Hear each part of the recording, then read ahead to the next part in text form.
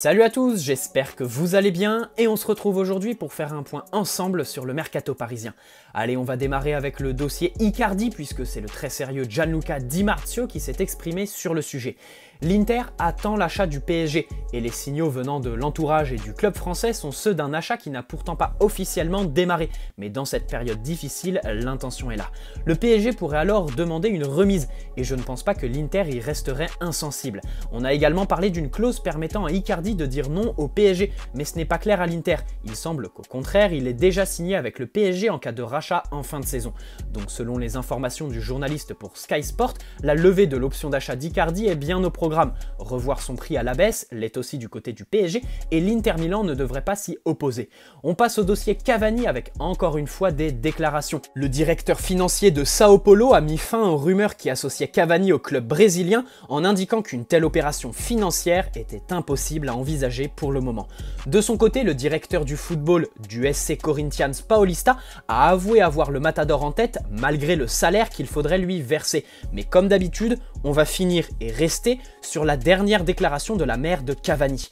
Mon fils va avoir des offres. C'est incontestable car c'est un attaquant confirmé comme il l'a montré au cours de toutes ces années. Mais il continue de penser à pouvoir aller à l'Atlético Madrid parce qu'il aimerait jouer sous Diego Simeone. Donc du côté de Cavani, même s'il y a des intérêts un peu partout en Amérique du Sud, la priorité est à l'Europe et l'Espagne. La grosse info du jour au niveau des prolongations concerne Layvin Kurzawa et Thiago Silva. Si la tendance paraissait claire ces derniers temps, avec un départ qui semblait inévitable pour les deux joueurs, selon Foot Mercato, Leonardo aurait entamé des discussions pour prolonger le latéral gauche de 28 ans et le défenseur central de 35 ans. D'ailleurs, le D-Sport nous informait hier que pour Thiago Silva, le club aurait proposé une prolongation d'1 an, soit jusqu'en 2021. Mais attention à la crédibilité de ces infos qui proviennent de sources pas forcément fiables. Allez, on va partir en Italie où Leonardo serait toujours intéressé par Milinkovic-Savic. Toujours à la Lazio et dans l'optique de se renforcer au poste de latéral droit, il se trouve que le PSG est aussi intéressé par Maruzic. Selon la Gazzetta dello Sport, Leonardo aurait contacté la Lazio la semaine dernière pour tâter le terrain. Le journal au papier rose affirme dans le même temps que le directeur sportif parisien a émis l'idée d'une opération à 100 millions d'euros pour s'offrir le duo Savic-Maruzic. Si on reste au poste de latéral droit, on peut aller faire un tour au Stade Rennais où Amari Traoré intéresserait le PSG. En effet, selon le journal L'Équipe, le club aurait coché son nom dans la recherche d'une opportunité à bas coût. Le latéral malien connaît bien la Ligue 1 et il ne lui reste qu'une seule année de contrat à Rennes. Amari Traoré arriverait à Paris en tant que numéro 2, voire numéro 1 bis, avec des garanties sur son temps de jeu. Toujours à droite, mais à Paris cette fois, Colin Dagba ne ferait pas l'unanimité chez Leonardo. En effet, le directeur sportif parisien a quelques doutes sur son potentiel et sa capacité à jouer au plus haut niveau. Le club n'envisage pas de faire de Dagba le numéro 1 à ce poste, le Titi devrait rester numéro 2 voire numéro 3 dans la hiérarchie. Pour Thomas Meunier et toujours selon L'Équipe, Tottenham serait entré dans la course à la signature du latéral belge et aurait même une longueur d'avance sur les autres concurrents, y compris Dortmund où l'arrivée de Meunier semblait imminente il y a quelques semaines. Selon Calcio Mercato, le PSG serait toujours intéressé par Alan qui coûterait aux alentours de 40 millions d'euros. Un retour de flamme pour une piste de longue date au PSG. J'en ai fait une vidéo avant-hier mais je vous mets quand même l'info ici. André Onana ne serait pas contre une arrivée à Paris et accepterait d'être dans l'ombre de Navas sur une période déterminée avant de devenir numéro 1 au PSG. L'Ajax lui a accordé un bon de sortie et demande 30 millions d'euros pour le gardien camerounais de 24 ans. En revanche, Sergio Rico ne devrait pas être conservé au PSG, tout comme Areola au Real. Mais le gardien français ne veut pas revenir au PSG et viserait la première ligue où des clubs londoniens le suivent. Allez, on passe à une déclaration qui a fait du bruit aujourd'hui, celle de Neymar, senior pour Globo Esporte.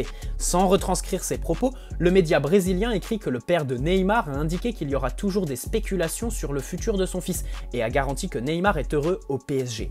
Concernant Neymar, on a une autre déclaration intéressante d'un milieu de terrain à la base, mais qui s'est transformé en porte-parole du club, passant plus de temps avec Olivier Talaron que sur le terrain. Vous l'avez compris, c'est bien sûr Ander Herrera qui s'est exprimé sur le rôle de Neymar, avec une révélation qui fait plaisir. On s'est tous réunis dans la maison de Neymar, il était très concentré, il voulait souder le groupe. Quand je vois que certains journalistes disent qu'il ne fait rien pour le PSG, moi j'ai vu ce qu'il a fait, il s'est beaucoup donné pour le club à cette période-là. Pour vous donner mon avis personnel, je pense que par les temps qui courent, Sibeth Ndiaye devrait demander conseil à Herrera. Ou au pire, Ander, porte-parole du gouvernement, ça va plus vite et en plus, il n'a plus rien à prouver à ce poste. En revanche, au milieu de terrain, on espère le voir un peu plus souvent. Pour ce qui est de Neymar, ça me paraissait complètement logique de relayer cette déclaration. Ça fait plaisir d'entendre du bien de lui, et en plus, c'est quelqu'un de fiable, qui ne s'invente rien du tout, qui l'a dit. Bon et bien voilà, on a fait le tour des infos concernant le mercato au PSG, c'est fini pour aujourd'hui. Rendez-vous demain pour le début de la série sur les défenseurs avec un feat que beaucoup d'entre vous m'ont demandé, vous allez être servis. N'hésitez pas à poser un like si cette vidéo vous a plu, vous abonner si ce n'est pas déjà fait, et me donner vos avis sur toutes ces infos dans l'espace commentaire.